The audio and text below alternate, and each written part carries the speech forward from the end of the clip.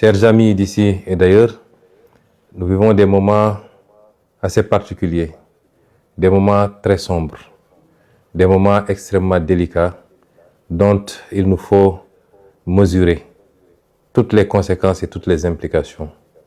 Depuis 2 jours, s'est déclenché au Moyen-Orient une guerre, il faut l'appeler telle qu'elle, déclenchée par les États-Unis d'Amérique et leurs alliés israéliens qui ont choisi de frapper un pays, notamment l'Iran, et qui ont déclenché la riposte de ce pays qui a embrasé toute la région du Golfe. Nous serons très naïfs si nous pensions que ça se limiterait à cela. Nous souhaitons tous que ça n'aille pas plus loin que ça. Mais nous devons être pessimistes, voir les choses de la manière la plus lucide et la plus réaliste possible. Des frappes ont été opérées, une réaction s'est déclenchée, qui peut entraîner d'autres réactions avec d'autres acteurs qui vont entrer dans le conflit et peut-être des ramifications qui dépasseront cette partie du monde. C'est déplorable parce qu'à la base, nous sommes dans une situation, depuis 1 an maintenant, nous sommes dans une situation de remplacement du contrat social mondial par un retour à l'état de nature, de liquidation du droit international, où un pays peut se donner le droit à tout moment de kidnapper des présidents, de s'attaquer à d'autres pays, d'asphyxier des pays pour annoncer en prendre possession pacifiquement plus tard. Un pays sans résolution ni mandat des Nations Unies peut décider de frapper d'autres pays, de tuer, d'assassiner, il faut le dire tel quel, leurs dirigeants. Ceci est extrêmement grave. Et tout l'équilibre du monde qui a été conçu sur ces 45 dernières années, voire ces 50 dernières années, s'en trouve compromis. C'est déplorable et il faut le condamner. Je me permettrai de présenter toutes nos condoléances à la famille et au peuple des dirigeants qui ont été assassinés, les dirigeants iraniens qui ont été assassinés, et souhaiter que ce conflit trouve une fin rapide pour le bien du monde.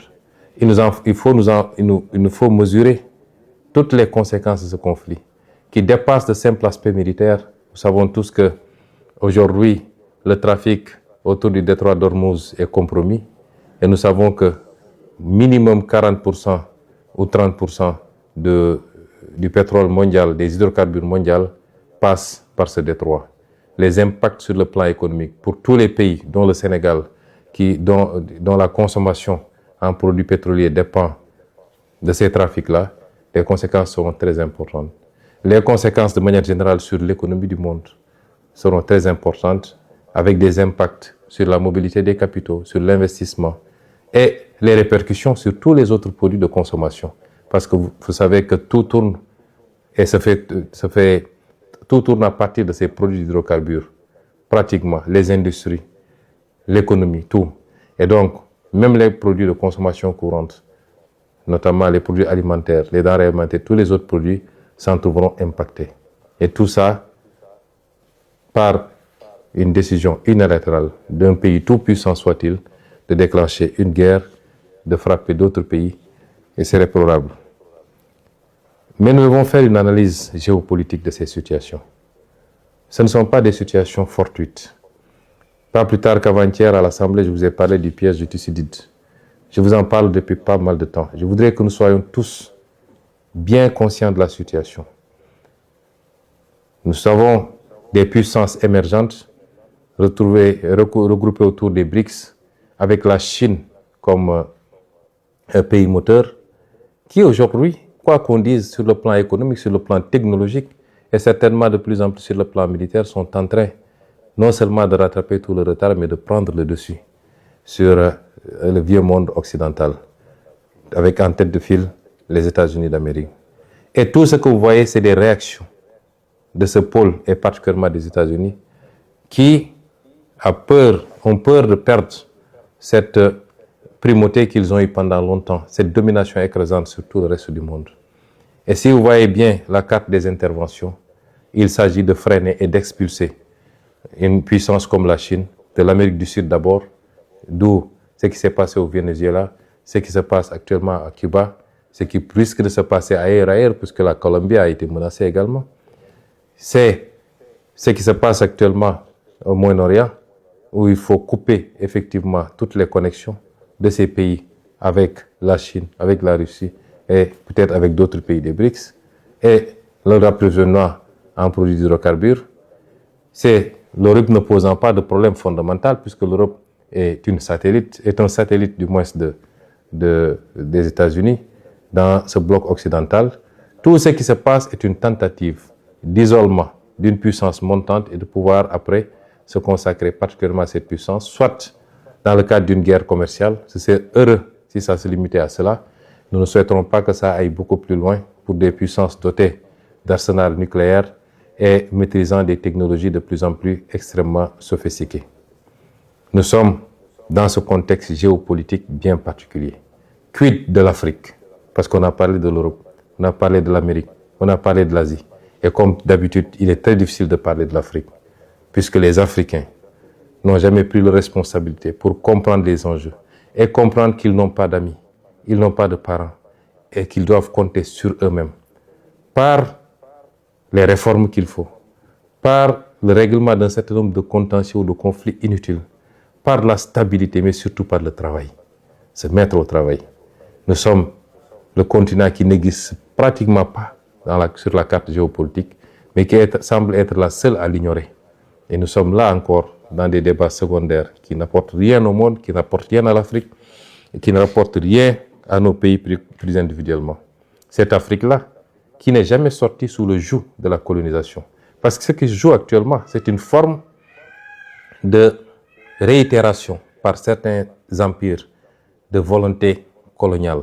La colonisation, elle n'est pas seulement physique, même si ici on est sur le terrain physique, elle est aussi cette possibilité d'imposer ses vues, ses desiderata à tout le monde et continuer à dominer le monde, à le contrôler et à ne prendre les autres comme des vassaux ou des satellites. Ça, c'est une forme de colonisation. L'Afrique n'est jamais sortie de cette colonisation.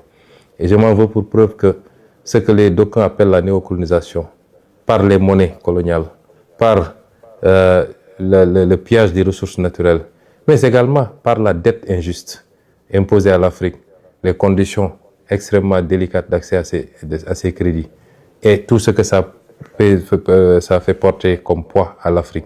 L'Afrique n'est jamais sortie de cela. Et les vrais combats, ils sont là. Et c'est ça notre combat, nous. Malheureusement, quelquefois, moi personnellement, j'ai l'impression d'être assez isolé dans ce combat, y compris ici, dans notre pays au Sénégal, et maintenant qu'on est au pouvoir. Et c'est ces enjeux-là que nous devons comprendre. Que je veux que chaque militant et chaque militante comprennent. Que notre combat dépasse les débats futiles et inutiles sur des combines et des manipulations politiciennes. Mbokk yi, àdduna bi jaxasoo na. Ñun rek a ko comprendre gul. Bu ñuy seetaan di xew ci àdduna bi ci ay commentaires la yem. Xamuñu ni lépp lu xew foofu impact bi mun a am ci suñuy réew ak suñu développement ak ci ëllëg ndax nit du soppiku. L'être humain est un prédateur. La majorité des êtres humains sont des prédateurs. Li andi woon ci ay jamono ay nit jaaxle ca fa ñu dëkk seen suuf doyul ñu soxla yaatu ba jël seeni gaal wër fu nekk dem seet yeneen suuf yu ñu coloniser balaa loolu ñu seet yeneen suuf yoo xam ne noot nañ ña fa ne di leen jël di leen jaay en tant que jaam yóbbu leen ci yeneen continent ñu dem liggéey. Loolu taxoon ñu demaat ba ñëw jël suuf soosu ne ñoo ko moom muy colonisation. Loolu du mus a dañ te ñu xam ni ba léegi rawuñu ci loolu.